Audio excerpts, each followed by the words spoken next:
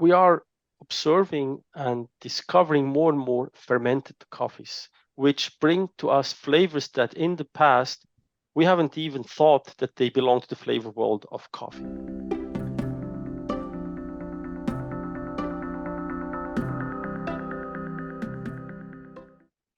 Hello, I'm Caitlin DuPont from the American Chemical Society. Welcome to this media briefing from ACS Spring 2023. Specialty coffees are gaining traction in coffee houses around the world, and now a fermented version could bring a fruity taste to your morning cup of joe.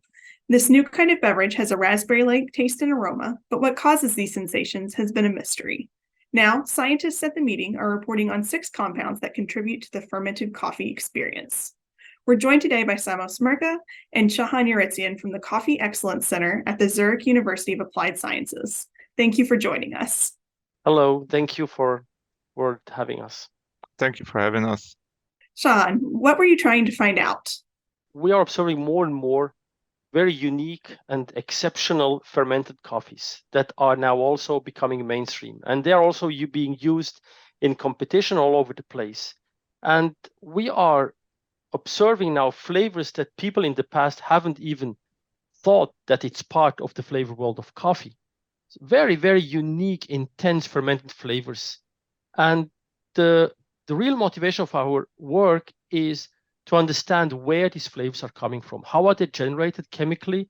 What type of fermentation generate the compound, and what compounds are actually responsible for this unique and novel flavor that are really expanding the flavor world of coffee. And why is this an important thing to know? There are various reasons to know that. First of all, in order to expand it in a more scientific and rational way, go out from this black box trying and error experiments, we would like to understand how they are generated and then build on that in order to enforce the good aromas, because there are also a lot of fermented flavors that people don't like. So we want to actually, through the understanding, being able to exploit the concept of fermentation and amplify the good aspects and repress or suppress those flavors that we don't want. So we want actually to be able to use fermentation in order to really guide the process towards new but positive flavors. And that's really one of the purposes. There is a second purpose that we'd like to also, in a secondary reason, is we want also to be sure if somebody adds artificial flavors that somehow go in that direction, that we are able to identify that and distinguish that from a real fermented flavor, which is also a phenomenon we are observing more and more.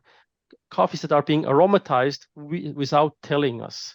So it's kind of both aspects, understand, but also being able to identify frauds in the future. Samo, how did you investigate this? We have investigated the aromas of coffee by using a device called a gas chromatograph. The purpose of the gas chromatograph is to separate volatile chemical compounds from a mixture to single components. And in this case of coffee, this is different aroma compounds. So normally this type of device is connected to an instrument that detects them, most commonly a mass spectrometer. But in our case, we used a person who was sniffing these compounds as they exited the instrument, and then was noting down when these compounds are when the person is able to smell them, and what type of smell they were perceiving. And what did you learn?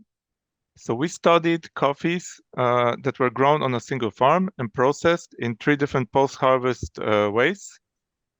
So these coffees tasted all very fruity, but there were differences between them. So through the analysis by chromatography, by detection with the panel, we were able to find that there are 6 compounds that are responsible for an increase of the fruity flavors between different post-harvest fermentation processes. So out of those 6 compounds, we could identify 3 by a mass spectrometer to get their chemical structure, to identify their chemical structure. But the 3 compounds were only identified by the people. So they were able to smell the compounds, but we were not able to identify these compounds with an instrument. So they are compounds which have a very strong smell, a very intense smell, and hence we at the moment don't know yet what they are. Now, if you could both weigh in, what's the significance of the findings? Significance is, of course, to understand how these aromas are generated through the fermentation process, and then to master and guide the fermentation, which is today a lot done by try and error. So to have a much more rational approach to the fermentation by understanding the formation pathways.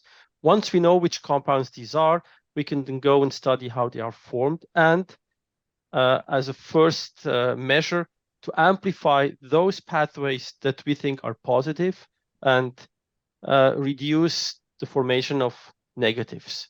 That's so basically master fermentation in a direction that we have good flavors. And the second is also, if we smell and identify compounds, to be able to see whether these compounds could have been generated through fermentation or whether they have been added to it. So it is more in terms of control. It's not that we don't want to let people add compounds, but we want transparency. If somebody does that and pretends that it's through fermentation, we'd like us to be able to understand whether that's possible or not. So these are the 2 motivations for this research. There's also one thing that we considered is that these coffees are actually very rare and expensive. You cannot go and buy these coffees, or if they're available, they might be sold out within a day for very high prices. So they would be among the world's most expensive coffees. And we really hope that this study that we do and bringing understanding to understanding how these flavors, what we're doing is what are those flavors. The next stage will be where do they originate from, and we hope that we'll be able to, with this research, continue it and bring these flavors to the average consumer, so that an average consumer can also experience coffees with these very unique, fruity, unusual, very delicious flavors. Thank you, Samo and Shahan, for sharing your research with us. Thank you for having us. Thank you for having us. Be sure to check out our other media briefings for ACS Spring 2023, which will be posted throughout the meeting at www.acs.org/ACS Spring 2023 briefings.